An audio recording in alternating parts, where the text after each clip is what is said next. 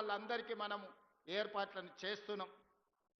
ఇవన్నీ కాకుండా ఇవన్నీ చేసిన కుటుంబం యొక్క సమస్యలు తీరవు. కుటుంబం యొక్క సమస్యలు తీరాలి అంటే పిల్లలు చదువుకోవాలి. అందుకే మా అక్కలకు ఒక మాట చెప్పదలుచుకున్నా. అక్క, ఈనాడు ఇండ్లు కట్టించినా, భూములు ఇచ్చినా, మీకు పండుగ పూట చీర పెట్టినా, సారె పెట్టినా మీ సమస్యలకు శాశ్వత పరిష్కారం దొరకదు.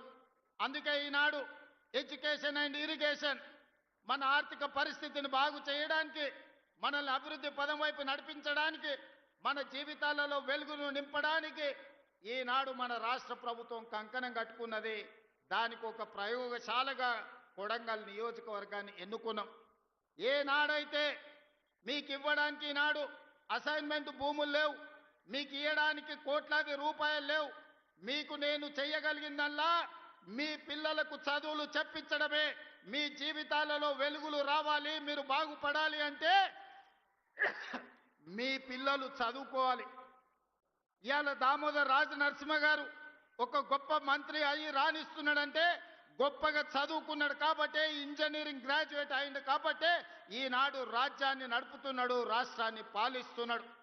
ఇవాళ చదువుకున్న వాళ్ళు ఈ వేదిక మీద ఉన్న కలెక్టర్లు కావచ్చు, ఐఏఎస్లు కావచ్చు, ఐపీఎస్లు కావచ్చు, పేద రైతుల కుటుంబాలను, దళితులను, గిరిజనులో పుట్టిన వాళ్ళు బాగా చదువుకున్నారు కాబట్టే ఇవాళ వాళ్ళు ఈ వేదిక మీద గొప్ప వాళ్ళై కూర్చున్నారు.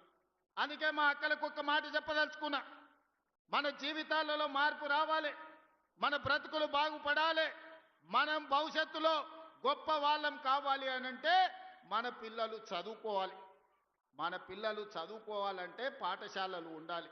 పాఠశాలలకు వెళ్ళడానికి అవసరమైన వసతులు ఏర్పాటు చేయాలి. అందుకే ఈనాడు అక్షయ పాత్ర వాళ్ళతో మాట్లాడి కొడంగల్ నియోజకవర్గంలో దామన్న 312 పాఠశాలలు ఉన్నాయి.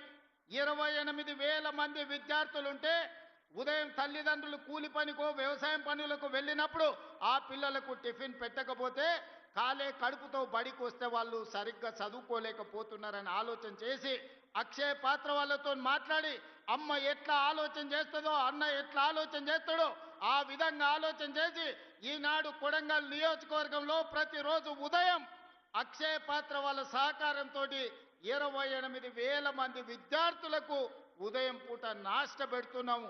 ఈ సంవత్సరం బడికి 5,000 మంది విద్యార్థులు పెరిగినరు. ఒకనాడు టిఫిన్ చేయకపోవడం వల్ల, ఇంటి దగ్గర పనులు ఉండడం వల్ల పిల్లలు పాఠశాలకు దూరమైనరు, చదువులకు దూరమైనరు. అందుకే ఆలోచన చేసి నా కొడంగల్ నియోజకవర్గంలో ఏ ఒక్క విద్యార్థి కూడా ఆకలితో బాధపడకూడదు, ఆకలితో బడికి రాకూడదు, ఆకలితో చదువు మీద శ్రద్ధ కోల్పోకూడదని ఆలోచన చేసి ఈనాడు ప్రతి పాఠశాలలో 312 పాఠశాలల్లో 28,000 మందికి ప్రతిరోజు ఉదయం ఒక మంచి నాష్ట పెట్టి వాళ్ళ ఆరోగ్యాన్ని కాపాడడమే కాకుండా వాళ్ళ ఆకలి తీర్చే ప్రయత్నం చేస్తున్నాం. ఇది సరిపోతుందా అంటే సరిపోదు. అందుకే ఈనాడు ఈ ప్రాంతంలో ఈరోజే మనం ఈరోజే పునాది రాయి వేసుకున్నాం. మధ్యాహ్న భోజన పథకాన్ని కూడా ప్రారంభిస్తున్నాం. కొడంగల్ నియోజకవర్గంలో ఏ ఒక్క విద్యార్థి కూడా అమ్మ కోసం ఎదురు చూడాల్సిన పని లేదు. అమ్మలాగా ఈ రాష్ట్ర ప్రభుత్వం మధ్యాహ్న భోజనం పథకాన్ని అమలు చేసి ఆ పిల్లల ఆకలి తీర్చి ఆ పిల్లలు చదువుకోవడానికి, ఆ పిల్లలు దేశ భవిష్యత్తుకు పునాదులు వేయడానికి, తెలంగాణలో పునర్నిర్మాణంలో భాగస్వాములను చేయడానికి మధ్యాహ్న భోజన పథకానికి కూడా ఈరోజు మనం ఇక్కడ ప్రారంభోత్సవ కార్యక్రమం చేసుకున్నాం. ఆనాడు మొట్టమొదటి ప్రధానమంత్రి దేశ స్వతంత్రం వచ్చిన తర్వాత పండిత్ జవహర్లాల్ నెహ్రూ గారు కరువు కాటకాలతో ఆకలితో అలమటిస్తూ బురద మట్టి తిని బతుకుతున్న ఈ దేశానికి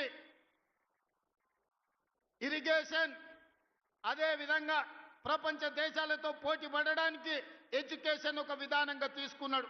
అందుకే ఈరోజు దేశంలో ఉన్న యూనివర్సిటీలన్నీ పండిత్ జవహర్లాల్ నెహ్రూ గారు ప్రారంభించారు.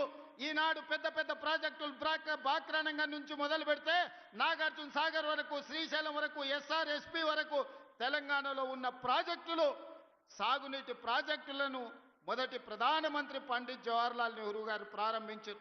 ఆయన విధానం ఈ దేశానికి అందించిన గొప్ప వరం ఎడ్యుకేషన్ అండ్ ఇరిగేషన్. ఈ రెండింటిని మొదటి ప్రాధాన్యత కింద తీసుకున్నాడు.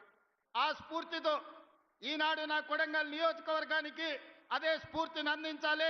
ఎడ్యుకేషన్ అండ్ ఇరిగేషన్ ని మొదటి ప్రాధాన్యత కింద తీసుకోవాలని ఈనాడు నా కాన్స్టిట్యున్సీకి మెడికల్ కాలేజ్ తీసుకొచ్చుకున్నాం, వెటర్నరీ కాలేజ్ తీసుకొచ్చుకున్నాం, అగ్రికల్చర్ కాలేజ్ తీసుకొచ్చుకున్నాం, పారామెడికల్ కాలేజ్ తీసుకొచ్చుకున్నాం, నర్సింగ్ కాలేజ్ తీసుకొచ్చుకున్నాం, ఫిజియోథెరపీ కాలేజ్ తీసుకొచ్చుకున్నాం, ఇంజనీరింగ్ కాలేజ్ తీసుకొచ్చుకున్నాం, ఐటీఐ తీసుకొచ్చుకున్నాం, ఏటీసీలను తీసుకొచ్చుకున్నాం, జూనియర్ కాలేజీలను తీసుకొచ్చుకున్నాం, డిగ్రీ కాలేజీలను తీసుకొచ్చుకున్నాం. అదే విధంగా ఈ రాష్ట్రంలో లేని సైనిక్ స్కూల్ ని రాష్ట్రం మొత్తం మీద ఒకే ఒక్క సైనిక్ స్కూల్ ఉంటే ఆ సైనిక్ స్కూల్ ఈనాడు కొడంగల్లో ప్రారంభించుకోబోతున్నాం. ఇది మా ఎడ్యుకేషన్ పాలసీ. రేపటి తెలంగాణ పునర్నిర్మాణంలో నా కొడంగల్ నియోజకవర్గం మా సోదరులు మా